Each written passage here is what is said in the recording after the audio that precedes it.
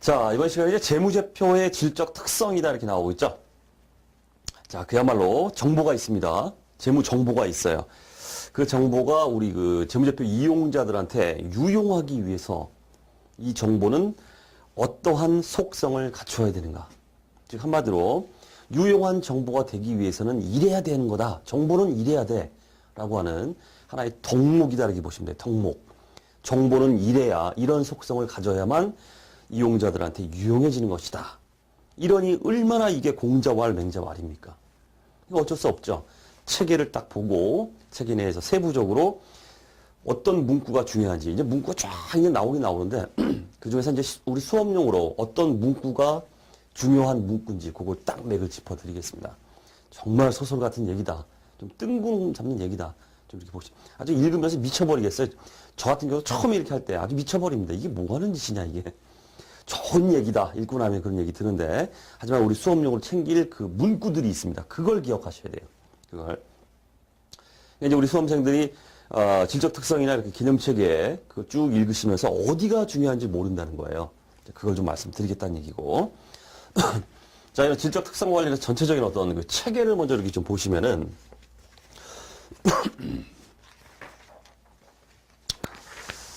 자, 일단 두 가지로 이제 재무제표의 질적 특성 이게 나눠지고 있어요.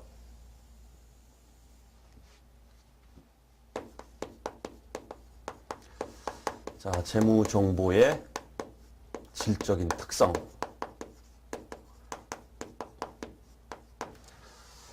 자, 일단 두 가지 나눕니다.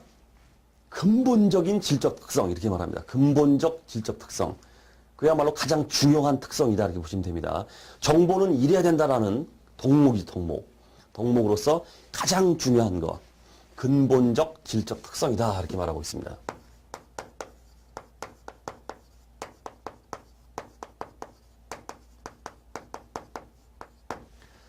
자, 그 다음에 보완적인 거죠. 가장 중요한 건 아니지만은 보완적으로 보강해주는 좀 더 유용하기 위해서는 이런 것도 필요하다라고 보여주는 거. 우리가 보강적 질적 특성이다 이렇게 말해요.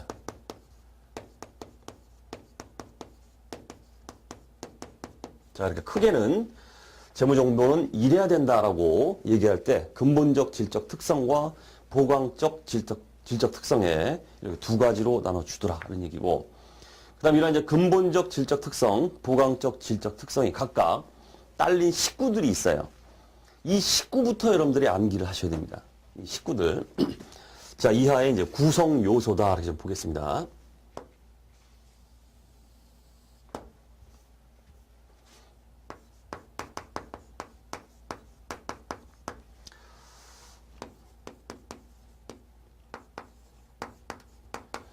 자, 먼저 전체적인 숲을 보고 그 다음 이제 하나하나 짚어 들어가도록 하죠. 자, 먼저 근본적 질적 특성은 딸린 식구가 누가 있는가? 자, 먼저 목적 적합성 이렇게 나와요. 정보는 목적 적합해야 된다. 목적에 맞는 정보가 유용한 정보다 이런 얘기예요. 자, 그 다음에 정보는 충실하게 표현돼야 된다. 충실한 표현. 자, 딸린 식구, 근본적 특성에 딸린 식구 두 가지. 목적 적합성, 충실한 표현. 이거는 무조건 암기. MVP. 뭐 다 MVP인데, 요 구분부터 들어가는 거, 구분을 먼저 해주는 거. 딸린 식구가 누구냐? 이건 아주 기본적으로 MVP다. 이렇게 보시면 됩니다. 자, 이제 옛날에 이제 우리 개념책에 이 질적 특성과 관련해서 가장 중요한 질적 특성이 뭐냐 이렇게 얘기할 때 목적 적합성과 신뢰성이라는 게 있어요. 정보는 믿을 수 있어야 된다. 신뢰성. 근데 지금 현재는 어떻게 됐습니까? 신뢰성이 사라지고 충실한 표현 이렇게 대체가 되어 있습니다. 그러다 보니까 문제 내기 좋죠. 예를 들어서 야부리 문제에서 근본적 질적 특성은 목적 적합성과 신뢰성이다. 땡. 틀린 말이에요. 이건 어마어마하게 언급이 될 겁니다. 목적 적합성과 옛날에 있었던 신뢰성이 아니라 충실한 표현으로 바뀌었습니다. 이렇게 개념책에. 자, 그것부터 챙기셔야 되고. 자, 그 다음 보강적 질적 특성에 이제 딸린 식구들이 누가 있는가 암기하셔야죠. 첫 번째, 비교 가능성. 뭐 하나하나는 자세히는 보기로 하고, 그 다음에 검증 가능성이라는 구성 요소. 그 다음에 적시성, 적시에 제공돼야 된다, 정보는. 그 다음에 이해 가능성, 이렇게 있습니다. 정보는 누구나 봤을 때 이해할 수 있어야 된다. 딴 나라 외국말 써놓으면 안 된다, 이런 얘기인데, 어쨌든 이해 가능성, 이렇게 되어 있습니다. 다시 한번 요것부터 암기가 되셔야 됩니다. 자, 전체적으로 재무정보의 질적 특성은 양대 산맥, 크게 근본적 질적 특성과 보강적 질적 특성으로 나눠진다. 그 다음에 구성 요소, 딸린 식구들이죠. 근본적 질적 특성은 목적 적합성과 충실한 표현. 보강적 질적 특성은 비교 가능성, 검증 가능성, 적시성, 이해 가능성. 이렇게 딸린 식구들을 가지고 있다, 이런 얘기입니다. 그런데 문제를 또 기본적인 문제지만 또 낼 수 있겠죠. 어떻게 내겠습니까? 다음 중 보강적 질적 특성이 아닌 것은 1번 비교 가능성, 2번 검증 가능성, 3번 적시성, 4번 충실한 표현, 이렇게 나온다는 뜻이에요. 답이 뭐다? 4번 충실한 표현은 보강적 질적 특성이 아니라 근본적 질적 특성이라는 얘기입니다. 그렇게 문제 나온다는 얘기죠. 그런 문제 나왔다? 틀리면 안 돼요. 틀렸다? 맨 땅에 헤딩해야 돼요. 이거는 무조건 맞춰야 됩니다. 자, 이것부터 이제 시작이다. 이거 이제 하나하나에 대한 얘기는 추후에 전기를 좀 해보자는 얘기고. 자, 그 다음에 이렇게 질적 특성을 얘기할 때 또 하나 이제 언급을 해줘야 될 게 있습니다. 그게 뭐냐면, 자, 바로 포괄적 제약 요인이다, 이렇게 말해요.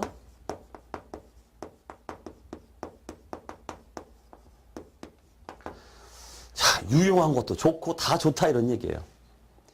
누군들 유용한 정보 생산해내기 싫어하는 사람이 어디 있습니까? 근데 뭐다? 그 유용한 정보, 정말 뭐 목적 적합하고 충실하게 표현된 정보, 비교 가능한 정보, 이런 기타 등등의 이런 멋진 정보를 생산해내기 위해서는 뭐가 들어간다? 정보 생산 비용이 들어가요. 이 정보 생산 비용, 일명 원가 제약이라고 합니다. 원가, 이게 바로 포괄적 제약 요인이에요. 이게 무슨 얘기냐면 돈 쳐들여가지고 목적 적합하고 비교 가능하고 참 좋은 정보를 만들어냅니다. 근데 그 만들어낸 정보가 산출하는 우리가 일명 효익이라고 해요. 효익. 그 정보로 인해서 내가 누릴 수 있는 어떤 효익이 있는데 생산해내는 원가가 더 크면 어떻게 되는지는 뜻이에요. 좋은 정보 만들어냈다 그러면은 엄청난 효익을 가져와야 되는데 예를 들어서 들어간 정보를 생산하기 위해서 들어간 비용, 즉 원가입니다. 원가는 1억이 들어갔어요. 좋은 정보를 만들어내기 위해서 원가 1억을 투입해서 좋은 정보를 만들어냈습니다. 만들어낸 이 정보로 인해서 내가 받을 수 있는 효익이죠. 효익. 효익을 계산해 봤더니 누릴 수 있는, 향유할 수 있는 이 정보로 인한 효익이 예를 들어서 뭐 10원이다 이렇게 볼게요. 10원. 돈 쳐들여가지고 엄청나게 좋은 정보를 만드는 건 좋다 이런 얘기예요. 만들어낸 그 정보가 나한테 주는 효익이 10원뿐이 안 돼요. 그럼 어떻게 된다? 정보는 만들어내면 안 된다 이런 뜻이에요. 만들어내면. 이게 바로 원가 제약입니다. 포괄적 제약 요인이다 이렇게 말해요. 자, 따라서 투입된 원가가 1억이면은 내가 이 정보로 인해서 향유할 수 있는 효익이, 얻을 수 있는 효익이 2억, 5억, 10억. 즉 효익이 더 커야만 생산 가능한 정보가 되는 것이다 이런 얘기입니다. 자, 거기 이제 포괄적 제약 요인으로 원가 제약이 이렇게 들어가 있다. 자, 여기 바로 이제 우리 개념체계의 재무제표의 그 질적 특성, 재무 정보의 질적 특성의 큰 숲이다 이렇게 보시면 돼요. 이것부터 이제 숙지를 하셔야 되고, 그 다음 할 일이 뭐다? 자, 이제 목적 적합성이 뭐냐, 충실한 표현이 뭐냐, 비교 가능성이 뭐냐 이런 식으로 하나하나 이제 각계전투로 따져 들어가야 된다는 얘기예요. 자, 우리 교재. 자, 근본적 질적 특성의 첫 번째 목적 적합성 나오고 있죠? 목적 적합성. 자, 그 얘기를 좀 해보자 이런 얘기예요.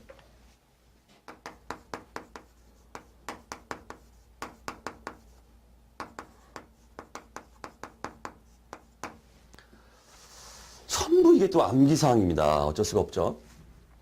자, 목적 적합성 또 딱 들어가 보니까 들어가면 또 목적 적합성 얘기 쭉 읽다 보니까 뭡니까? 딸린 식구가 또 있어요. 딸린 식구를 또 봐야 돼요. 첫 번째. 예측가치. 확인가치다. 이런 말이 나옵니다.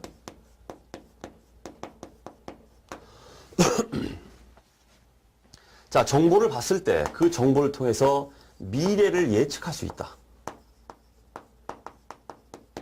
미래를 예측한다. 미래 그 결과를 예측한다는 얘기예요. 이렇게 하면은 그 정보는 예측 가치가 있다. 누구나 할 수 있는 말입니다. 하지만 이런 식으로 쓰는 이유가 뭡니까? 예측 가치가 뭐냐면 미래를 예상해서 뭐 하고 뭐 누구나 할 수 있는 얘기겠죠. 또 뭐 확인 가치 할 수 있는 말. 하지만 이런 거에 대해서 개념체계에서 쓰는 용어들이 있다는 뜻이에요. 쓰는 용어. 우리 개념체계에서 예측 가치에 대해서 미래 결과 예측이다 이런 말을 써요. 다른 말 안 쓰고. 이런 문구들에 여러분들이 익숙해져야 된다는 뜻입니다. 수업 용어로. 이거 어쩔 수가 없어요. 자주 읽어야 된다는 뜻이에요. 자주 읽어야 된다는 거. 자, 그 다음. 자, 확인 가치량이 나오죠? 확인 가치라는 건 결과를 통한 확인이다. 이런 얘기예요. 결과를 통한. 예측을 했으니까 결과가 있겠죠? 그 결과를 보고서, 내 예측이 맞았구나, 옳았구나, 이렇게. 결과를 통한 확인. 해보고 확인을 통한 변경, 수정 이런 것들이죠. 확인, 변경 이런 말이 나오면 이거보다 확인 가치. 미래 예측 당연히 예측하지. 쉽죠. 아주 쉽죠. 쉽습니다. 자, 요거에 대해서 이제 사례로 한번 해보죠. 어쩔 수 없습니다.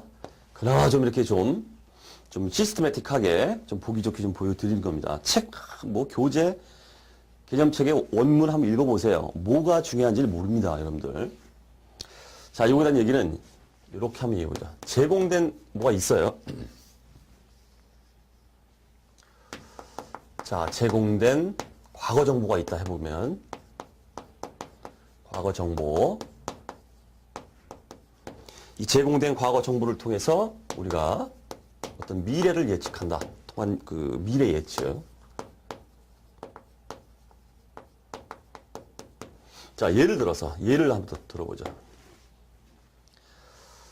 자, 1년마다 한 번씩 공시되는 거 우리가 통상적인 재무제표죠. 연차 재무제표다 이렇게 말해요. 하지만 다들 아시겠지만 연차 재무제표만 있는 게 아니라 반기 재무제표, 분기 재무제표 여러 가지가 있습니다. 반기 재무제표, 6개월치 가지고 이제 나왔다는 뜻이에요. 그럼 반기 재무제표를 이렇게 보면서 반기 재무제표에 반기 이익이 있겠죠. 반기 이익.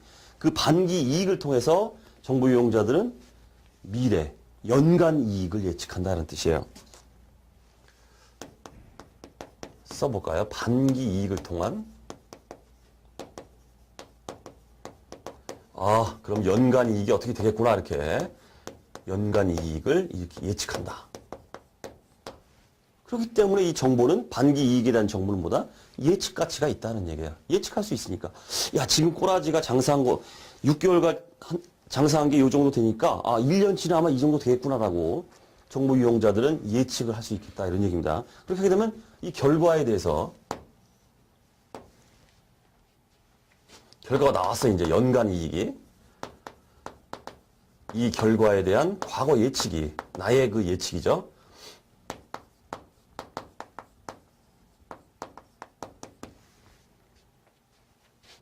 이게 적절했느냐 했는지 확인하더라 이런 얘기죠. 이게 바로 확인 가치예요. 반기 이익을 보면서 연간 이익을 예측했다. 그러니까 연간 이익이 진짜 나왔어요. 그럼 내가 과거에 예측했던 그 예측은 내가 그걸 보면서 확인할 수 있다는 뜻이에요. 옳았구나, 틀렸구나. 앞으로 예측은 변경해야 되겠구나. 이런 식으로 결과에 대한 과거 예측이 적절했는지를 이렇게 확인한다. 이게 바로 뭐다? 확인 가치다. 이런 얘기입니다. 즉, 자, 이 경우에 반기 이익을 보고서 연간 이익을 예측했다. 이 경우에는 연간 이익 예측이, 연간 이익이 타당했는지.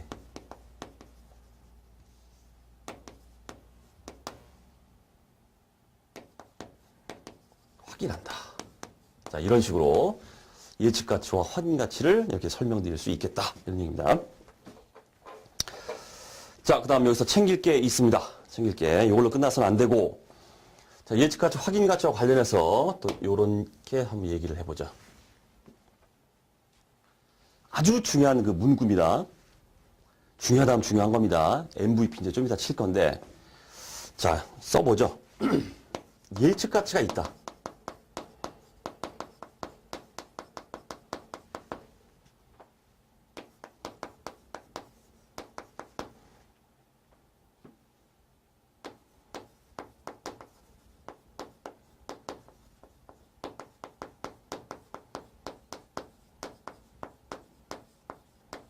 자, 저도 이제 모의고사나 뭐 이런데 요 문구를 답으로 해가지고 이제 문제를 많이 내고 많이 나올 거예요. 많이 나오고 있어요. 자, 요건 MVP 칠게요. MVP. 요 문구, 중요한 문구입니다.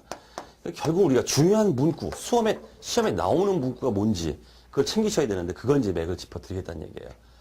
우리 교재도 이 얘기가 나오고 있습니다. 예측 가치가 있는 정보가 있다고 해보면 그 자체가 딱 보는 순간 미래가 팍 보여요.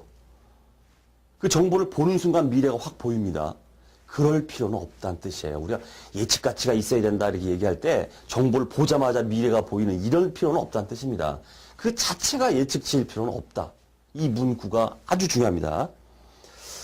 자, 예를 들어서 이제 말장난할 때 예측 가치가 있는 정보는 그 자체가 예측치이어야 한다. 이런 식으로 하면 틀려요.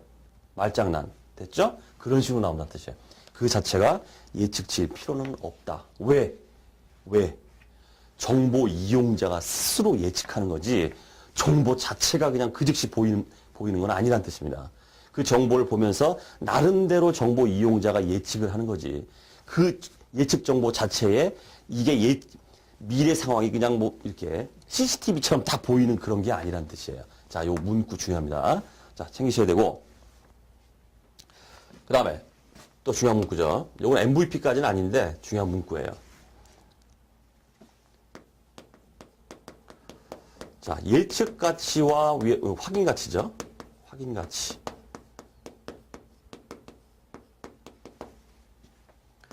이 두 개는 상호 연관돼 있다. 이렇게 하면 맞는 말이에요. IFRS 우리 개념체계에서 이 문구가 나오고 있다는 뜻이에요. 이걸 챙기셔야 됩니다. 예측 가치와 확인 가치는 상호 연관돼 있다. 즉 이게 무슨 말이냐면은 예측 가치를 갖는 정보는 동시에 확인 가치도 갖는 경우가 많더라. 이런 뜻이에요. 상호 연관돼 있다. 이 얘기가 어쨌든 문구를 자, 또 기억하셔야 되고. 자, 그다음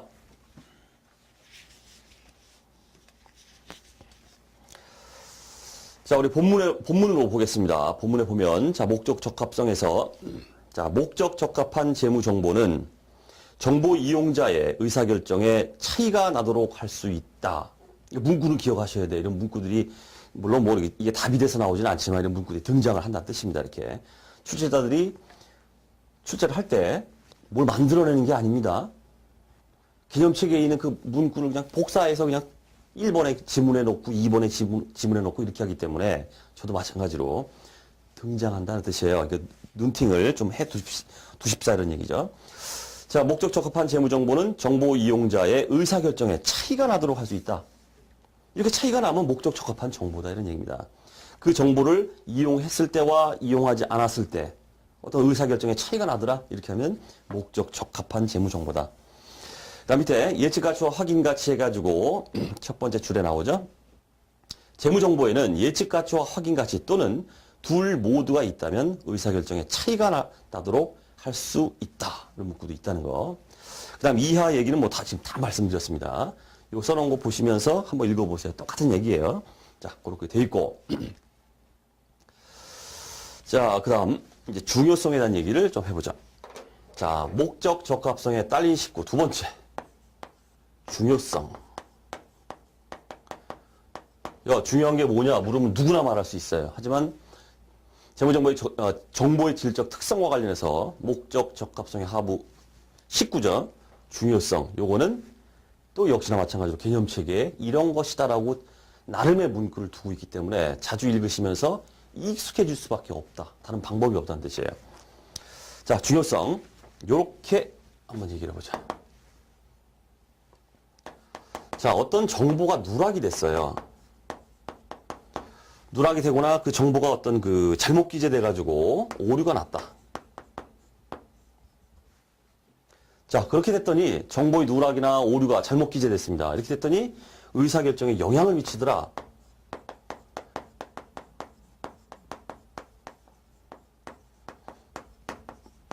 중요성에 대해서 뭐 다양하게 얘기할 수 있지만은 개념체계에서는 이런 문구를 사용하고 있다 이런 얘기입니다. 정보의 누락, 어떤 정보를 누락시키거나 오류가 있어서 잘못 기재했습니다. 그랬더니 어라 의사결정에 어떤 영향을 미친다. 그렇게 하게 되면 뭐다? 중요한 정보다 이런 얘기예요. 다시 정보의 누락이나 잘못 기재, 오류가 있는데 그 자체가 어떤 의사결정에 영향을 미치더라. 이렇게 하게 되면 그 정보는 중요한 정보다라고 문구를 그렇게 하고 있다는 뜻입니다. 자, 그 다음 여기서 중요한 게 또 있죠?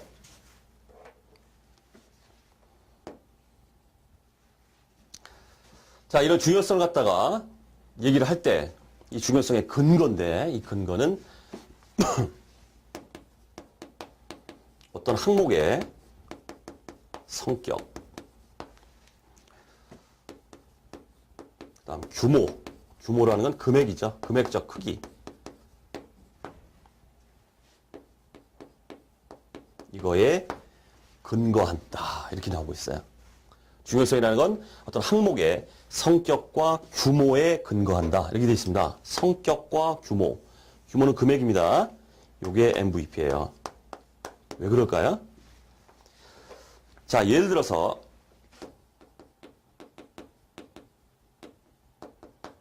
소모품을 갖다가 비용 처리했다. 아주 많이 등장하는 사례인데 소모품을 갖다가 뭐 쪼잔한 거죠. 볼펜 몇 개짜리 막 이런 거예요. 이런 것들을 자산 계상에서 뭐 감가상각하고 복잡하잖아요, 이게. 금액적으로도 뭐 100원 이렇게 되는데. 그래서 소모품을 자산 처리하지 않고 비용 처리한다. 이거의 이론적 근거가 뭐냐? 어마어마하게 시험에 등장합니다.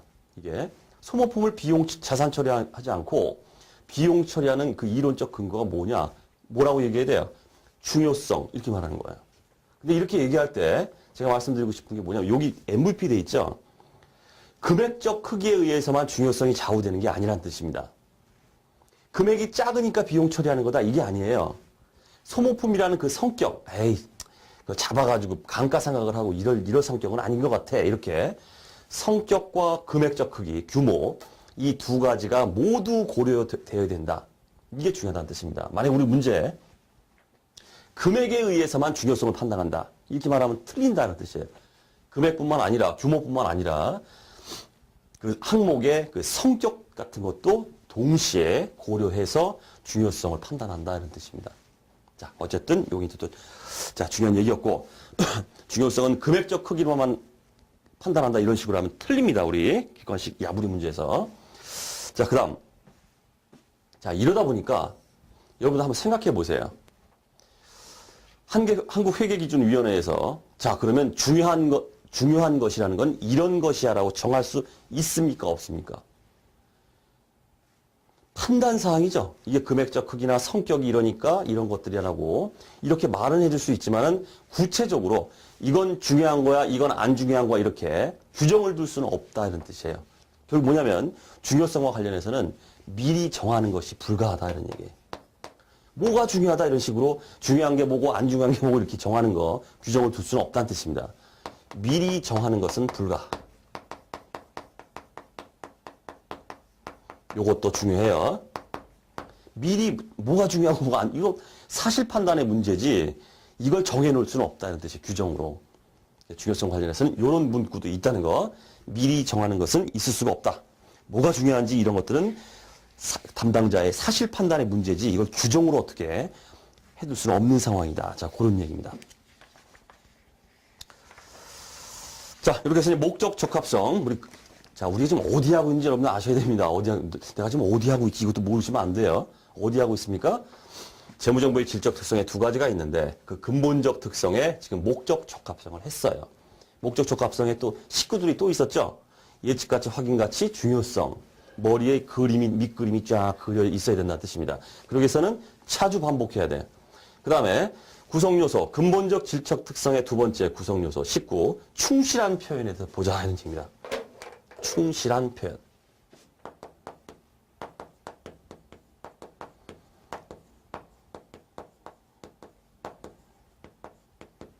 벌써 다 나왔어요. 충실한 표현 뭡니까? 재무 정보를 갖다가 공시하거나 이렇게 할 때 어떻게 하는 얘기예요? 충실하게 최선을 다해서 있는 그대로 모든 정보를 다 공시해 줘야 된다. 이렇게 되겠죠. 정말 아무것도 아닌데 이렇게 규정들이 있다 보니까 또 역시 마찬가지로 이 문구들에 또 익숙해져야 된다는 얘기입니다. 자, 충실한 표현과 관련해서는 어떤 게 충실한 표현이냐? 요렇게 선생님이 정리를 좀 해드릴게요. 첫 번째는 물론 다 그 개념책의 용어들입니다. 완전한 서술이다.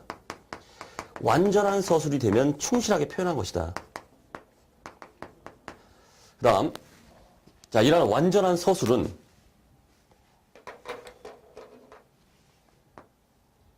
이런 말을 하고 있습니다. 필요한 모든 정보를 포함한다. 필요한 모든 정보를 포함시켜주면은, 그거는 완전한 서술이다. 이렇게 기념칙에서 얘기를 하고 있다. 이런 얘기고. 그다음 두 번째는 중립적 서술이다.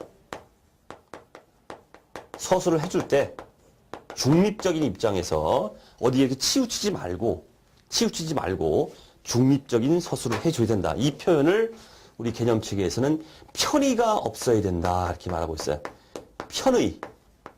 편의가 뭐예요? 편견이죠, 편견. 선입견, 편견. 편의가 없는 게 바로 중립적 서술이다. 이렇게 말하고 있습니다. 마지막은 오류 없는 서술이다.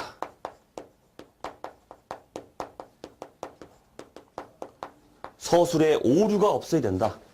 오류 없는 서술. 이렇게 얘기하고 있어요. 자, 이제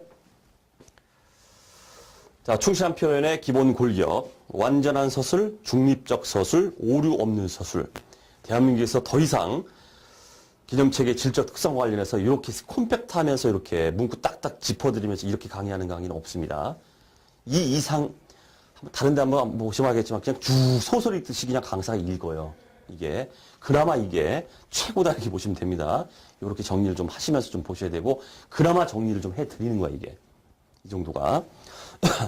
자, 그 다음에 이제 중요한 얘기가 오류 없는 서술에서 이제 중요한 얘기 두 가지가 나오는데 요거 이제 MVP인데 요 관련해서 두 가지 좀 얘기를 해보죠. 자, 요런 문구가 나옵니다. 오류 없는 서술이다. 이 자체는 모든 면에서 완벽 정확한 것은 아니다라고 국어 시간이죠. 모든 면에서의 완벽하고 정확한 걸 요구하는 건 아니다. 이렇게 얘기하고 있어요. 어쩔 수 없죠. 이 문구가 등장하니까 오류 없는 서술이다 해가지고 모든 면에서 완벽 정확한 것이다 이렇게 하면 틀린다는 뜻이에요. 그렇겠죠. 세상에 모든 면에서 완벽 정확한 게 어디 있겠습니다. 그나마 오류는 없어야 된다. 이 정도 말하는 거지 모든 면에서 완벽 정확성을 요구하는 것은 아니다. 문구에 익숙해져야 된다. 이런 뜻이에요. 그 다음 또 하나 이제 중요한 문구가 요거 두 개는 다 중요해요. 지금 말씀드리는 거. 자, 재무제표에는 많은 추정치들이 들어가게 돼 있어요.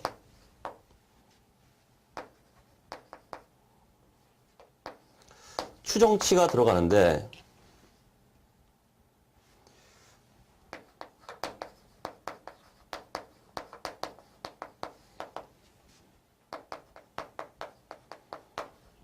이건 맞는 말이에요.